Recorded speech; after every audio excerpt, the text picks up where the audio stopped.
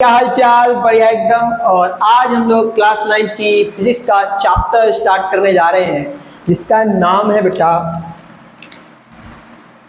Work and energy. Actually पूरा नाम इसका वर्क पावर एंड एनर्जी होना चाहिए था, लेकिन यहाँ पर सिर्फ वर्क एंड एनर्जी दिया हुआ है आपके सिलेबस में। और वर्क पावर के बारे में भी हम लोग थोड़ा बहुत जानेंगे इस चैप्टर में। अगर आप आगे चल के 10th के बाद 11th में साइंस लेने वाले हैं, क्या लेने वाले हैं? साइंस। तो ये वो चैप्टर है जो आपके 11th में हुबहू निकल के रख के आएगा। वहां पर चैप्टर का नाम है वर्क पावर एंड एनर्जी। 50% जो यहाँ का जो आप पूरा पढ़ेंगे वो यहाँ का पूरा 100% वहाँ के लिए 50% के लिए रहेगा। लेकिन बेसिक सारे कुछ यहीं पर, अगर आपको यहाँ पर चैप्टर क्लियर है तो आप 11th में चैप्टर में आराम से महारत हासिल करने वाले। तो चलिए शुरू करते हैं चैप्टर को जिसका नाम है वर्क एंड एनर्जी। अगर मैं पूछूं वर्क क्या है, कार्य क्या है, तो आप क्या बोले? देखिए वर्क जो होता है बेटा वो सबके लिए अलग अलग है। क्या है? सबके लिए डिफिनेशन अलग है। इसे बायोलॉजी के हिसाब से बायोलॉजी कहती है कि अगर हम सोते हैं तो हम उस समय भी अपनी एनर्जी वेस्ट कर रहे हैं, मतलब उस समय भी एनर्जी खर्चा कर रहे हो, उस समय वर्क कर रहे होते हैं, उस समय भी कार्य कर रहे होते हैं। कहती है कि अगर आप सो रहे होते हैं तो भी आप 200 जूल का वर्क कर रहे होते हैं। ठीक है, तो सबके हिसाब से अलग अलग वर्क सबके हिसाब से वर्क की परिभाषाएं अलग अलग हो सकती है। लेकिन हमारी फिजिक्स के हिसाब से वर्क कभी कहा जाएगा, इसी के इससे पहले हम लोगों ने एक चैप्टर पढ़ा था force and laws of motion, force पढ़ा था। तो फोर्स में हम लोगों ने क्या कहा? फोर्स क्या है? पुश और पुल ऑफ एनीथिंग। पुश या किसी को धक्का देना या किसी को अपनी तरफ खींचना, उसको हम लोग कहते हैं फोर्स। लेकिन वहां पर हम लोगों ने उसके ऊपर इफेक्ट के बारे में नहीं पढ़ा था कि अगर कोई ऑब्जेक्ट डिस्प्लेस हो ना हो, किसके अपनी जगह से ना किसके, बस पुश और पुल होना चाहिए। ठीक है, लेकिन उस कॉज के फोर्स और फोर्स को जब हम लगाते हैं तो उसके पीछे क्या कारण निकल के आता है, क्या क्या उसके पीछे इफेक्ट हो सकते हैं, उस इफेक्ट के बारे में भी वर्क को इफेक्ट पड़ता है। कहने का तात्पर्य यह है कि फोर्स जब आप किसी भी ऑब्जेक्ट पे लगाते हैं तो वहां पर इस चीज से इफेक्ट नहीं है कि बॉडी डिस्प्लेस हुई या नहीं हुई, लेकिन वर्क डन में अगर किसी ऑब्जेक्ट में फोर्स हमने लगाया है और वो ऑब्जेक्ट डिस्प्लेस होगा तब हम कहेंगे कार्य हुआ है, अदरवाइज वर्क नहीं हुआ। चल, तो वर्क किसे कहेंगे बेटा? हेडिंग लगाएंगे वर्क, या आपके स्कूलों में लिखा होगा, कॉपी में लिखा होगा वर्क डन, या वर्क कहिए, वर्क डन कहिए। वर्क डन कहेंगे व्हेन, सॉरी कैसे लिखेंगे? Work is said to be done whenever a force, जब किसी ऑब्जेक्ट पर क्या अप्लाई करा जाए? whenever a force applied on an object, applied on an object and object displays its place। कि जब किसी भी वस्तु पर, जब किसी भी ऑब्जेक्ट पर हम फोर्स लगाएं और वो ऑब्जेक्ट क्या हो जाए, अपनी जगह से खिसक जाए, उसको क्या कहेंगे हम लोग? वर्क डन कहेंगे। इसका मतलब मान लीजिए कि हमारे पास कोई एक बॉक्स था जिसका मास है, क्या मास है? ये सरफेस है। हमने यहाँ पर इस पर फोर्स अप्लाई करा, यहाँ पर हमने फोर्स अप्लाई करा और ये ऑब्जेक्ट जो है यहाँ से खसक करके कहाँ आ गया है? यहाँ पर आ गया। कहाँ पर आ गया? यहाँ पर। यहां से लेकर के यहां तक का इसका डिस्प्लेसमेंट हुआ है। क्या हुआ है? डिस्प्लेसमेंट हुआ है। क्या हुआ है? डिस्प्लेसमेंट हुआ है। या इस डिफिनेशन को अगर और सही से लिखे तो क्या लिख सकते थे? Work is said to be done whenever a force applied an object and object travel some distance. क्या लिख सकते थे बेटा? यहां पर एक डिफिनेशन में इसको चेंजमेंट और ला सकते थे कि when a force applied work is said to be done whenever a force applied on an object and object travelled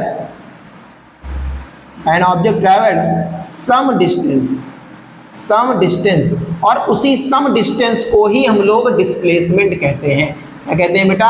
displacement. तो चाहे आप ऐसे लिखिए या वैसे डिफिनेशन लिख लीजिए, दोनों से लिखिए। When an work is said to be done when a force applied on an object and object travel some distance is called work। क्या कहा जाएगा? उसको फोर्स कहा जाएगा। ऐसे लिख सकते हैं कि work is said to be done whenever a force applied on an object and object displace its place. उसको क्या कहेंगे हम लोग? वर्क डन कहेंगे। ठीक है, तो यहां पर से इसको, तो यहां पर से वर्क डन का फॉर्मूला क्या निकल के आया है? अच्छा, यहां पर से हेडिंग लगाएंगे पहले। तो ये ऑब्जेक्ट पर क्या हो गया? ये ऑब्जेक्ट क्या हो गया? डिस्प्लेस हो गया अपनी जगह से। क्या हो गया है? डिस्प्लेस हो गया। हमने ऑब्जेक्ट पे फोर्स लगाया और वो ऑब्जेक्ट खसक करके यहां हो गया, वो क्या हो गया है? डिस्प्लेसमेंट हो गया। तो आपके जो सिलेबस में है वो ये है कि work done in along a direction of force, sorry इसको ऐसे ना लिख करके हम लोग लेते थे displacement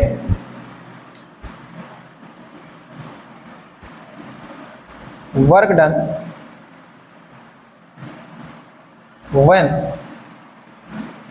force applied and displacement direction is same. कि जब हम किसी भी ऑब्जेक्ट पर फोर्स अप्लाई करें और उसकी जिस डायरेक्शन में हमने फोर्स अप्लाई करी थी उसी डायरेक्शन में हमारा डिस्प्लेसमेंट भी हो तो उसको हम कहेंगे वर्क डन, और जो हमारा फोर्स है वो जो हमारा डिस्प्लेसमेंट वो क्या है, दोनों सेम डायरेक्शन में। और 9th के सिलेबस में आपके एनसीईआरटी में सिर्फ यही है। ऐसे तो वर्क डन तब भी हो सकता है कि हम किसी ऑब्जेक्ट में फोर्स अप्लाई करें, वो ऑब्जेक्ट डिस्प्लेसमेंट पीछे की तरफ करे, जैसे ठग ऑफ द वार का आप सोच सकते हैं कि कोई रस्सी आगे खींच रहा है, हम पीछे खींच रहे हैं, लेकिन रस्सी हम लोग पीछे इधर रहे लेकिन हम लोग बढ़ के आगे जा रहे थे, उधर का फोर्स ज्यादा है, तो आप ये चीज समझ सकते हैं। लेकिन आपके जो सिलेबस में 9th के वो ये है कि जब फोर्स और डिस्प्लेसमेंट दोनों क्या होंगे, सेम डायरेक्शन पर होंगे, तो उस केस में हमारे पास जो वर्क डन का फॉर्मूला निकल के आता है वो क्या निकल के आता है, जो वर्क डन होता है हमारा, work done is equal to product of force applied and displacement, कि कितना फोर्स अप्लाई किया गया है और बॉडी कितना डिस्प्लेस हुई है, ये होता है आपका वर्क डन। मतलब यहां से जो वर्क डन का फार्मूला निकल के आएगा वो क्या निकल के आएगा मुन्ना, फोर्स इनटू में डिस्प्लेसमेंट, तो बेटा यहां से फोर्स को हम लिखते हैं F से और डिस्प्लेसमेंट को लिख लेंगे X से, तो वर्क डन बराबर आ जाएगा F इनटू में S। लीजिए ये आपका एक फार्मूला निकल के आ गया, क्या आ जाएगा, F इनटू में S।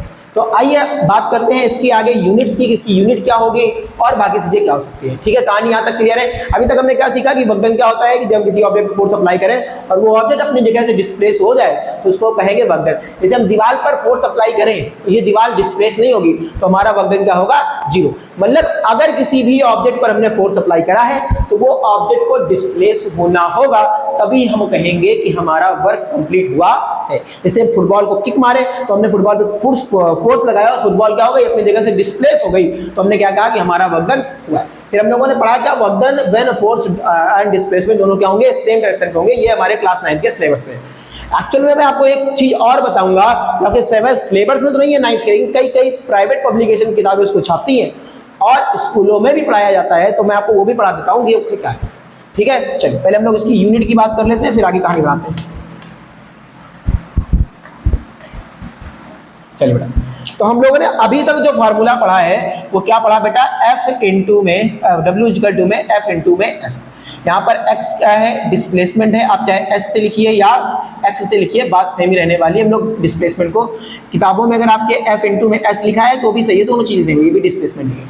ठीक है, अगर यहाँ से इसकी यूनिट की बात करें बेटा तो फोर्स जो होता है इसकी कैसी क्वांटिटी है, तो फोर्स एक वेक्टर क्वांटिटी है, डिस्प्लेसमेंट एक वेक्टर क्वांटिटी है। आप पढ़ चुके हैं कि फोर्स एक वेक्टर क्वांटिटी है, डिस्प्लेसमेंट वेक्टर क्वांटिटी है। जल्दी से मैं आपको रिकैप करा देता हूँ। वेक्टर क्वांटिटीज वो क्वांटिटीज होती हैं जिनके पास मैग्नीट्यूड तो होता है लेकिन साथ साथ डायरेक्शन भी होती है। जैसे मैग्नीट्यूड का मतलब हो गया 5 मीटर पर सेकंड, मैग्नीट्यूड हो गया, और डायरेक्शन मतलब मैंने कहा 5 मीटर पर सेकंड इन ईस्ट, तो ये हो गई डायरेक्शन। ठीक है, तो फोर्स और डिस्प्लेसमेंट दोनों वेक्टर क्वांटिटी, क्योंकि फोर्स को डिफाइन करने के लिए हमें वो चाहिए, डायरेक्शन चाहिए। कि अगर आपसे कहे कि कोई आपको 5 मीटर की फोर्स इधर खींच रहा है, 5 मीटर की फोर्स इधर खींच रहा है, तो आप कहाँ जाएंगे, तो कहीं नहीं जाएंगे, आप बीच में खड़े रहेंगे। क्यों आप बता पा रहे हैं ऐसा, क्योंकि आप सोच रहे हैं कि ये इधर डायरेक्शन से लग रहा है, ये दोनों अपोजिट डायरेक्शन में लग रहे होंगे, इस वजह से कैंसिल कर रहे हो। क्लियर बात। तो फोर्स कैसी क्वांटिटी है, वेक्टर, डिस्प्लेसमेंट कैसी क्वांटिटी है, वेक्टर। लेकिन इन दोनों का वेक्टर होने के बावजूद जो हमारा वर्क डन है वो स्केलर है। कैसा है, स्केलर क्वांटिटी है। कैसा है बच्चा, स्केलर क्वांटिटी है। आप 11th में जब आएंगे तो हम लोग वहां पर इस चीज को बताते हैं कि ये स्केलर क्वांटिटी क्यों है, कि जरूरी नहीं है कि कभी दो वेक्टर क्वांटिटीज अगर आपस में मल्टीप्लाई हो तो हमेशा उनका जो प्रोडक्ट वो एक वेक्टर ही आए, ऐसा कुछ होने वाला नहीं। जब आप थोड़े से बड़े हो जाएंगे तो आपको पता चलेगा कि जो डॉट प्रोडक्ट होता है वेक्टर क्वांटिटीज का वो स्केलर देता है। ठीक है, लेकिन अभी आपको मतलब की बात है। अगर हम इसकी यूनिट की बात करें तो इसकी जो एसआई यूनिट होती है वो याद रखिएगा, कई बार पेपर में पूछा है कि फोर्स की होती है बेटा न्यूटन और एस की होती है मीटर। तो इसकी एक यूनिट होती है न्यूटन मीटर, या दूसरी यूनिट हम इसको जूल भी कहते हैं, क्योंकि एक साइंटिस्ट है जेम्स जूल, उनके नाम पर रखी गई थी, जिसको कैपिटल जे से लिखा जाता है। और फिजिक्स में जब भी किसी साइंटिस्ट के नाम पर कोई यूनिट होती है तो उसको कैपिटल लेटर से ही लिखा जाता है। लेकिन आप ये भी याद रखेंगे, कहीं भी कभी एमसीक्यू में डायरेक्ट आपको पूछ लेता है, ठीक है, कहानी वाले। अब ये जूल जो है बेटा वो इतनी छोटी यूनिट है, इतनी छोटी यूनिट है कि आप एक जूल बोलने पर, जैसे आप जैसे हमने बोला 1 जूल, तो हमारी जो एनर्जी है वो 1 जूल से ज्यादा खर्चा हो गई। मान लीजिए हमने किसी फुटबॉल पर 200 न्यूटन का फोर्स लगाया, 200 न्यूटन फोर्स बहुत कम फोर्स होती है, और वो फुटबॉल मान लो 10 मीटर डिस्प्लेस हो गई, तो हमारा जो आंसर आया कितना है बेटा, 2000 जूल आया। तो देखो कितना जरा आंसर आया, कितना बड़ा। जूल एक बहुत छोटी क्वांटिटी है, ठीक है। अब हम यहाँ से पढ़ ही रहे हैं, तो चलिए एक क्वेश्चन यहाँ से बनता है कि डिफाइन 1 जूल। क्या बनेगा बेटा, डिफाइन 1 जूल। कि 1 जूल क्या होता है, तो 1 जूल क्या होगा कि जब हम किसी बॉडी पर 1 न्यूटन का फोर्स लगाएं और वो बॉडी 1 मीटर डिस्प्लेस हो जाए, उसको क्या कहेंगे, 1 जूल कहेंगे। व्हेन बॉडी या व्हेन ऑब्जेक्ट लिख लो, when object displaces 1 meter due to cause of 1 Newton force, the work, the force, this is called the work, कह रहे हैं कि when an object displaces 1 meter due to the cause of 1 Newton force, it is said to be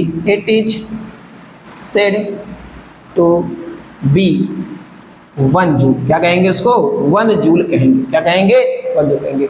जब हम body पर 1 Newton का force लगाएं और बॉडी 1 मीटर डिस्प्लेस हो जाए तो उसको हम क्या कहेंगे, 1 जूल कहेंगे। चलिए, तो हम लोग हमने कहा था कि 2 अपने पढ़ रहे थे। पहला तुम लोगों को पढ़ा कि जब फोर्स और डिस्प्लेसमेंट दोनों सेम डायरेक्शन पे हैं। अब हम पढ़ रहे हैं कि जब फोर्स और डिस्प्लेसमेंट दोनों कैसी हैं, अपोजिट डायरेक्शन में है, तब कैसा फॉर्मूला रहेगा, क्या सेम फॉर्मूला रहेगा या डिफरेंस आएगा। तो आइए उस पर भी चर्चा करते हैं।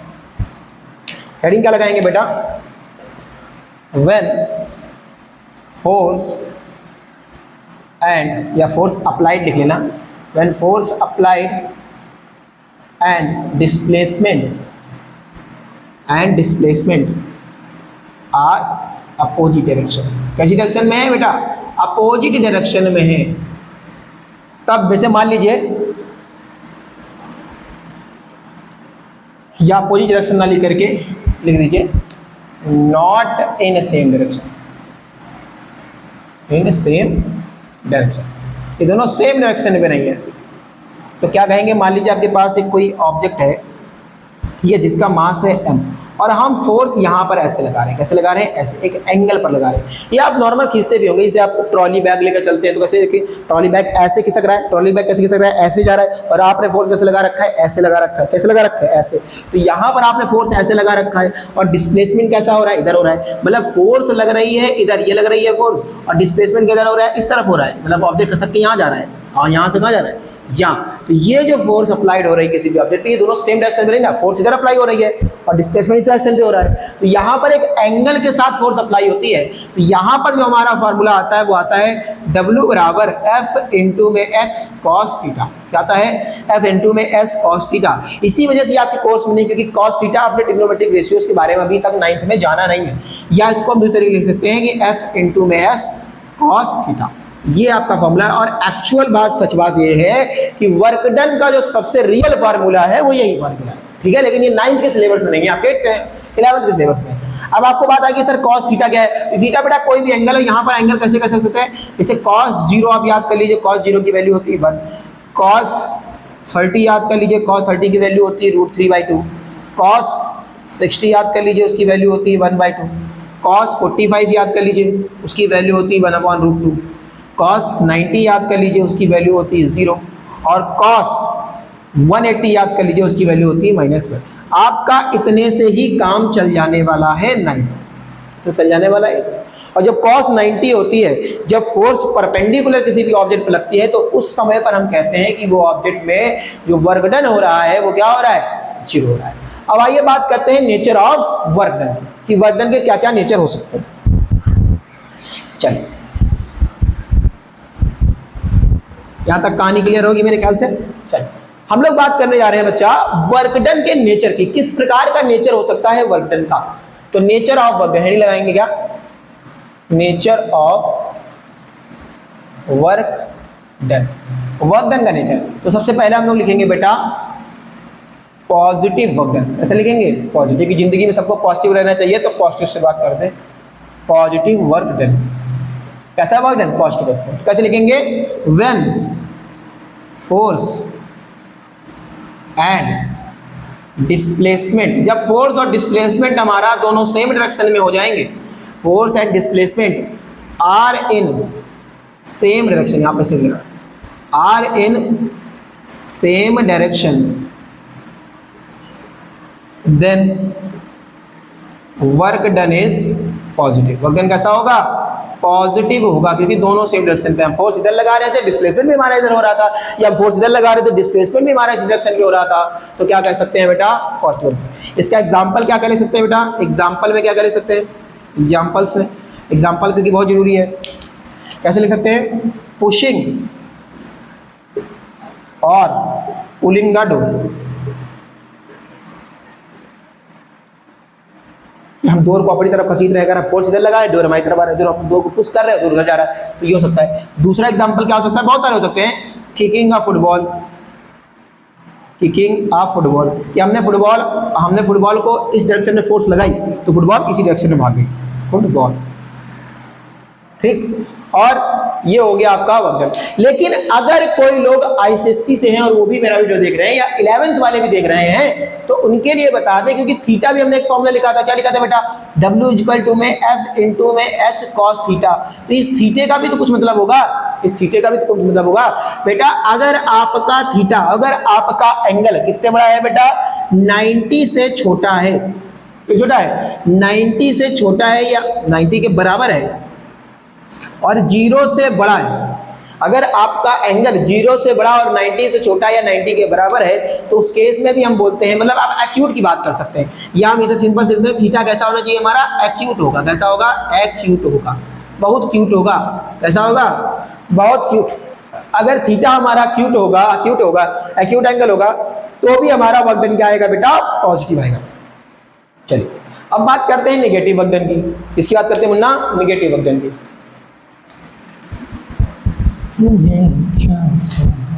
चलिए second, negative work done, negative work done. Negative work done कब होगा, जब हम फोर्स अप्लाई करें किसी ऑब्जेक्ट पर, when force applied on an object,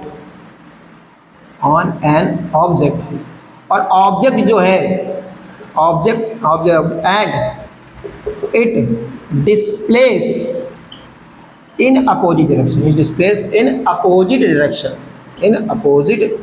direction,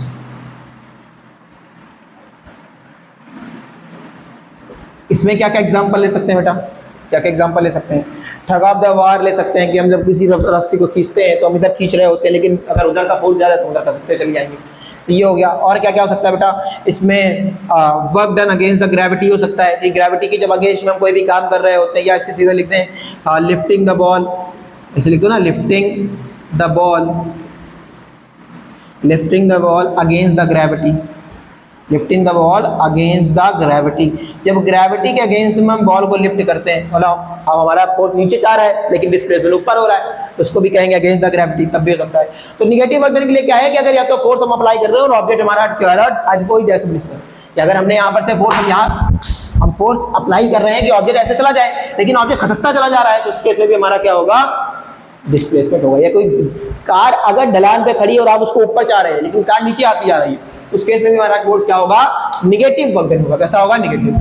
last but not the least, zero work done. क्या बात करेंगे बेटा, अच्छा यहाँ पर अगर थीटा की बात करें नेगेटिव वाले में, तो जो हमारा थीटा होगा बेटा, वो कैसा होगा, ऑब्ट्यूज होगा, मतलब 90 से बड़ा होगा। और जब भी हमारा थीटा 90 से बड़ा होगा, तो उस केस में हमारा जो नेगेटिव वर्क डन आएगा, क्या आएगा, नेगेटिव। इसलिए cos 180 की जो वैल्यू हमने आपको बताई थी, वो माइनस में बताइए, कितनी आइए, माइनस में। ठीक है, आइए लास्ट नेचर की बात कर ले, तो वह है जीरो वर्क डन। क्या है बेटा, जीरो वर्क डन। क्या बात है मुन्ना, जीरो वर्क डन। तो जीरो वर्क डन क्या होगा, जीरो वर्क डन जब होगा, या तो हमारी फोर्स जीरो हो जाए, दो में तीन चीजें, अपने पास दो चीजें ना, इस फार्मूले से देखें जो 9th में है, या तो ये जीरो हो जाए या तो ये जीरो हो जाए। तो या तो अगर फोर्स जीरो हो जाए, इफ फोर्स इज जीरो, या इफ डिस्प्लेसमेंट जीरो हो जाए, या तो हमारा एस जीरो हो जाए। क्या हो जाए? एस जीरो हो जाए। और अगर थीटा की केस में बात करें तो हमारा थीटा क्या हो जाए बेटा? साइन, अगर तुमको हम थीटा की बात करें, थीटा क्या हो जाएगा? अगर हमारा थीटा 90 डिग्री हो जाए तो थीटा हमारे 90 डिग्री बराबर हो जाए, हम इससे परपेंडिकुलर लगने लगे, तब हम बता सकते हैं। तो ठीक है, वर्क डन कब हो सकता है? फोर्स जीरो कब हो सकता है? जब किसी भी ऑब्जेक्ट पे फोर्स या तो जीरो लगे, या डिस्प्लेसमेंट जीरो हो, या थीटा जीरो हो जाए। तो फोर्स जीरो लगने का मतलब तो हमको क्लियर कैसे बता पाएंगे, लेकिन डिस्प्लेसमेंट बता सकते हैं। जैसे हम इस दीवार को धक्का दे रहे हैं और ये दीवार पे हम धक्का देते जा रहे हैं, दीवार क्या हो रही है? वॉल आगे नहीं बढ़ रही, तो उसके इसमें हमारा डिस्प्लेसमेंट क्या हो गया? जीरो, और हमारा वर्क डन क्या हो गया? साइंस के हिसाब से जीरो। तो कहानी अभी तक हम लोगों ने क्या पढ़ा? वर्क डन क्या होता है, नेचर ऑफ वर्क डन क्या होता है, और जो दो प्रकार के जो हमने फॉर्मूले पढ़े वहां से हम लोगों ने कहानी को पढ़ाया। ठीक है, इस वीडियो में इतना ही। हम लोग मिलेंगे नेक्स्ट वीडियो में और बात करेंगे एनर्जी के बारे में। देखो वर्क इस चैप्टर का बड़ा टॉपिक है, हम लोग बात करेंगे एनर्जी के बारे में, और एनर्जी के बारे में बात करने के बाद फिर हम लोग थोड़ी सी बात करेंगे पावर के बारे में, और चैप्टर को करेंगे एंड, मतलब मैक्सिमम 2 से 3 पार्ट में आपका ये वीडियो निपट जाएगा। Thank you for watching us, have a nice day, take care, bye bye, good day, see you, tata, bye bye.